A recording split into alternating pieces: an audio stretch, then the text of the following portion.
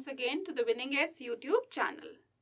So in the last video, students, we have covered up the topic words that are often confusing.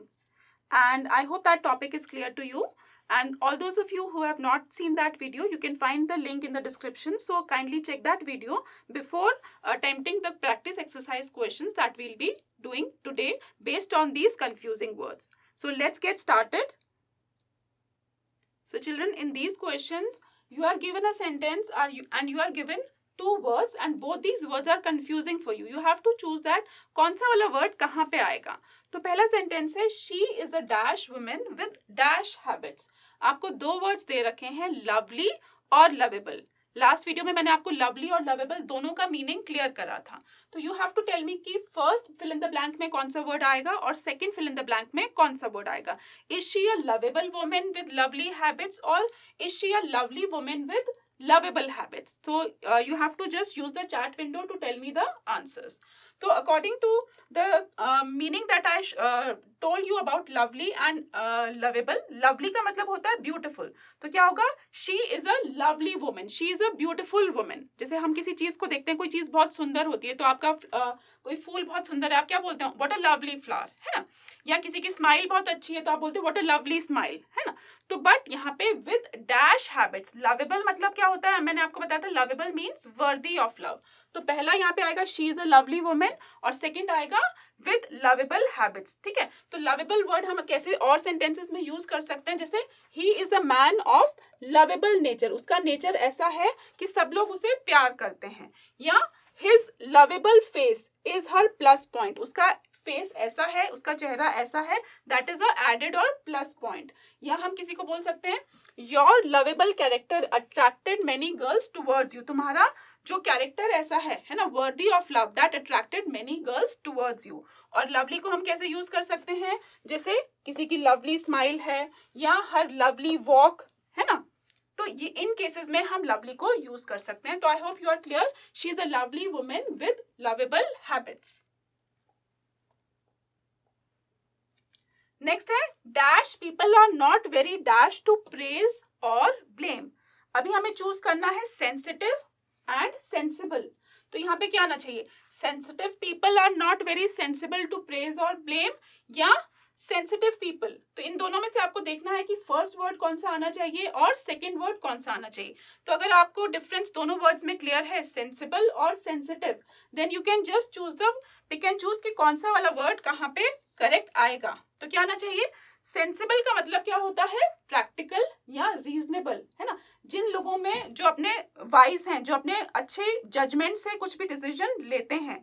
और sensitive का मतलब मैंने आपको previous class में बताया था कि जिनकी फीलिंग्स जो है बहुत डीपली, बिल्कुल वो जल्दी से हर्ट हो जाते हैं. तो हमारा क्या आना चाहिए यहाँ पे? Sensible people are not very sensitive to praise और ब्लेम. ठीक है, सेंसिबल पीपल कैसे वाले पीपल? जो लाइफ में प्रैक्टिकल हैं, जो वाइज हैं, जो रीजनिंग लगा के कुछ भी अपना सोच के कुछ भी करते हैं, रीजनेबल. और सेंसिटिव क्या होता है? जो इजिली हर्ट हो जाते हैं, इजिली ऑफेंड हो जाते हैं. Those people are called as sensitive people. So sensible people are not very sensitive to praise और ब्लेम. उन्हें कुछ इतना असर नहीं पड़ता. ठीक है, चाहे कोई उनकी तारीफ करे, चाहे कोई उनको ब्लेम करे. That is what the sentence is telling us. So you have to understand the meaning of the sentence and then choose that which particular word is fitting where. Next, giving dowry in a girl's marriage is a bad dash. Dowry मतलब दहेज देना एक लड़की की शादी में. क्या ये बैड कस्टम है, क्या ये बैड हैबिट है? तो आपको इन दोनों में से चूज करना है. कस्टम आना चाहिए यहाँ पे वर्ड, क्या हैबिट आना चाहिए. सो लेट्स क्विकली सी कि क्या होना चाहिए यहाँ पे. आपका आंसर क्या आना चाहिए?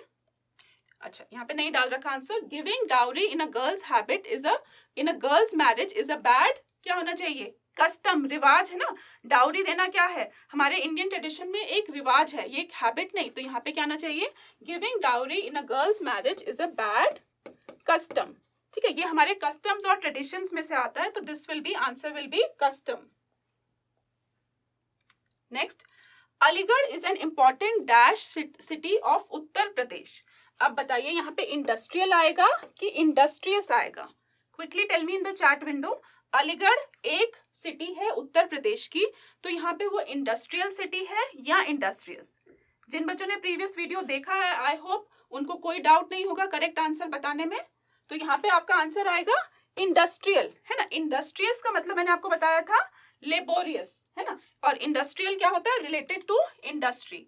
सो industrial is relating to industry and industrious means diligent या लेबोरियस। इंडस्ट्रियल को हम कैसे यूज कर सकते हैं सेंटेंसेस में, जैसे कि इंडस्ट्रियल ग्रोथ, हमारे देश की जो इंडस्ट्रियल ग्रोथ है उसके लिए बेटर पॉलिसीज की जरूरत है, या हम इंडस्ट्रियल डेवलपमेंट के सेंस में इंडस्ट्रियल वर्ड को यूज करते हैं, anything related to industry. So first will be the answer. Next है I dash the success of our plan. अब यहाँ पे क्या है, आई डाउट होना चाहिए या आई सस्पेक्ट।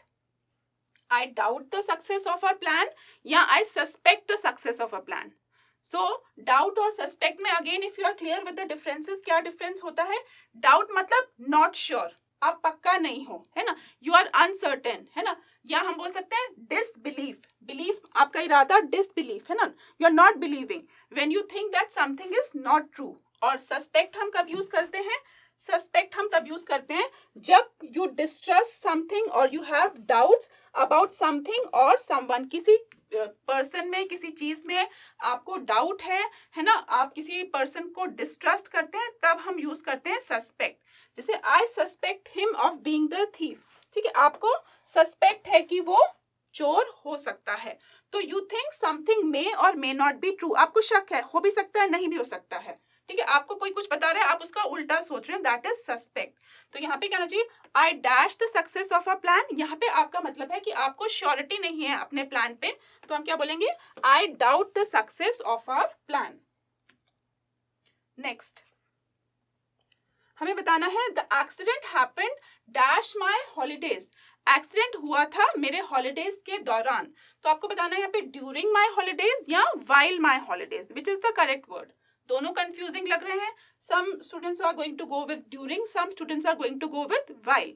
सो करेक्ट क्या होगा, द एक्सीडेंट हैपन मेरे हॉलीडेज के दौरान, तो हम क्या बोलेंगे, the accident happen during my holidays, ठीक है। जैसे कि ड्यूरिंग हम कब यूज करते हैं, जैसे पूरी रात बारिश हो रही थी तो हम बोलेंगे it was raining during the whole night, while the whole night नहीं, पूरी रात बारिश हो रही थी तो ड्यूरिंग द होल नाइट।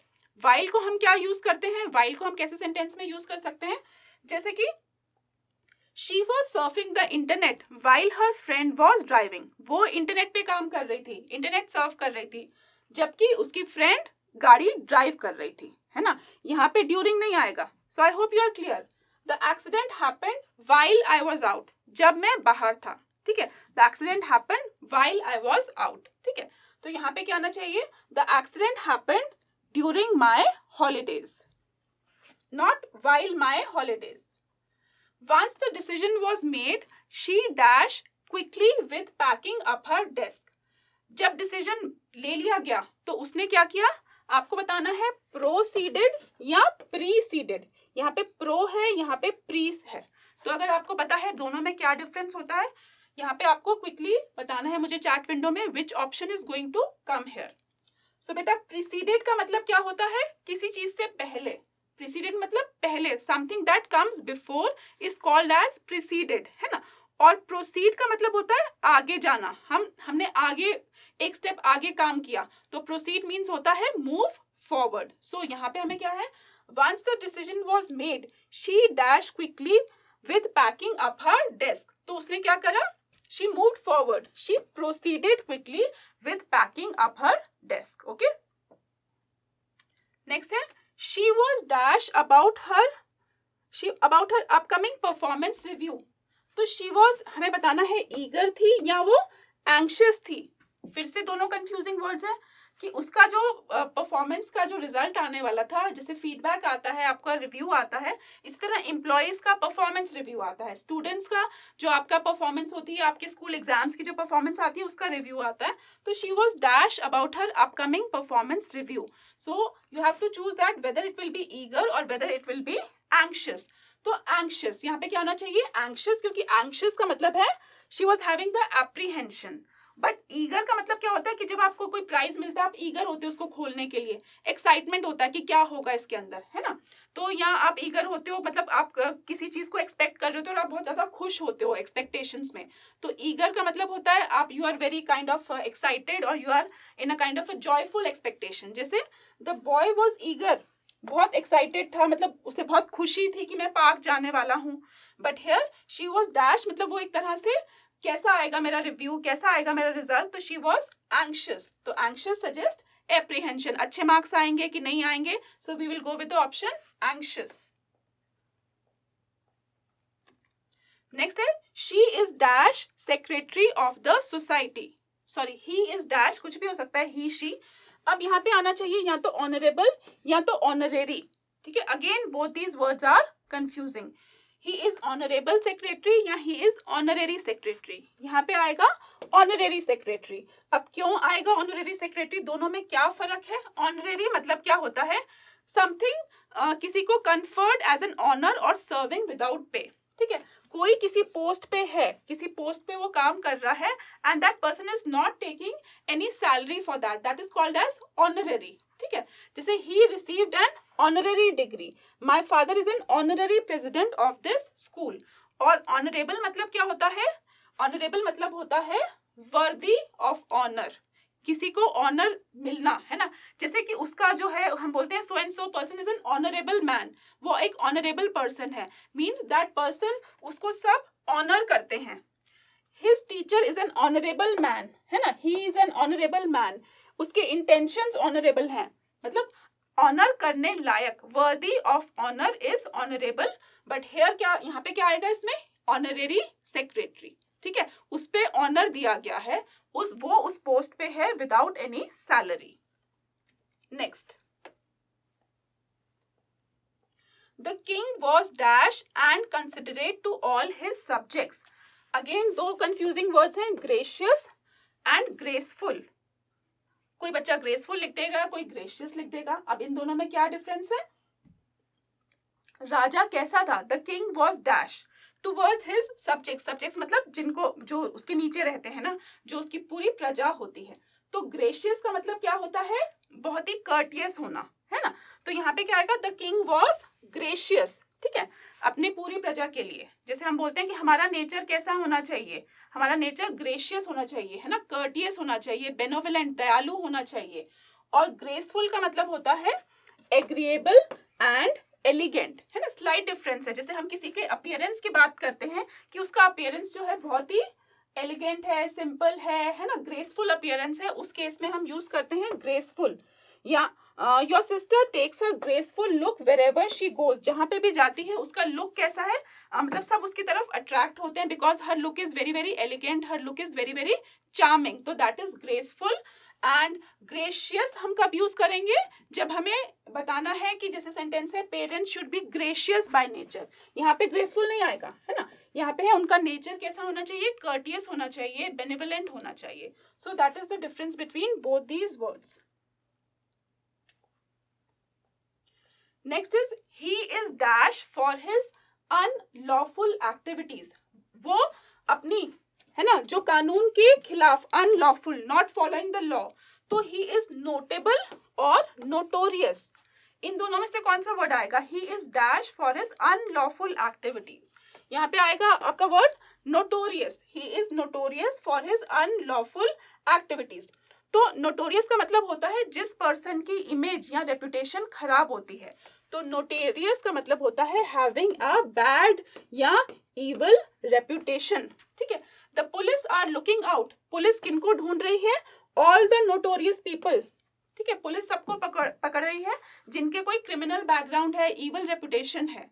और नोटेबल मतलब क्या होता है, something worthy of being noted और distinguished for some particular act और वर्च्यू। नोटेबल मतलब वर्दी ऑफ बीइंग नोटेड, है ना, कि ये एक अच्छे सेंस में यूज करते हैं हम नोटोरियस, नोटेबल वर्ड को, और नोटोरियस वर्ड को हम एक बुरे सेंस में यूज करते हैं, बैड सेंस में। जैसे कोई अच्छा सिटीजन है तो हम बोलते हैं नोटेबल सिटीजन, ठीक है, या उसका परफॉर्मेंस बहुत अच्छा है ना, गुड है उसका परफॉर्मेंस, सबने उसके परफॉर्मेंस को नोट करा, तो हम क्या बोलेंगे, his notable performance got him many accolades, accolades मतलब अवार्ड्स मिले, बहुत लोगों ने उसको प्रेज करा, so in that context we use the word notable, and notorious is meaning bad reputation और इविल रेप्यूटेशन। नेक्स्ट है he has dash with the will, है ना, जो डीड होती है आपकी, विल कोई लिख के जाता है मरने से पहले, ही हैज टेम्पर्ड और ही हैज टैम्पर्ड, उसने क्या किया, टेम्पर कर दिया विल को या टैम्पर कर दिया। तो टैम्पर का मतलब होता है उसमें किसी भी चीज में कुछ आपने क्या कर दिए, चेंजेस कर दिए, है ना, जो आपको नहीं करने चाहिए थे, अनऑथराइज्ड, है ना। तो टेम्पर का मतलब होता है, टेम्पर का मतलब होता है मॉडिफाई और मिटिगेट। तो यहाँ पे क्या आएगा, ही हैज, उसने उसमें अनवांटेड चेंजेस कर दिए, तो उसने क्या कर दिया, उसने उस बिल को खराब कर दिया, है ना, he has tampered with the bill. Okay, और टेम्पर क्या है कि जैसे हम बोलते हैं कि किसी को गुस्सा आ जाता है, हम बोलते हैं ना, do not lose your temper, है ना, गुस्सा आ जाता है ना, तो he never lost his temper या don't lose your temper, you should have maintain your temper when he got angry.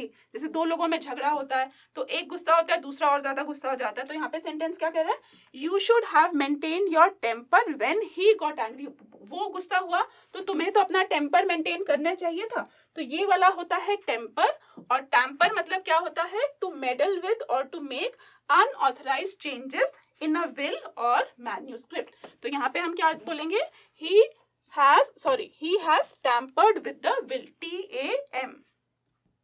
So students, in today's video we have discussed few practice questions based on these confusing words. Now I hope that आपको ये different words अच्छे से समझ में आए होंगे। Try to frame sentences of all these words so that the concept is very very clear to you. और exams में अगर आपको ऐसे कोई भी questions आते हैं तो you are able to choose that which is the correct word that should be fitting in that particular sentence. We'll be practicing more such words in later videos as well.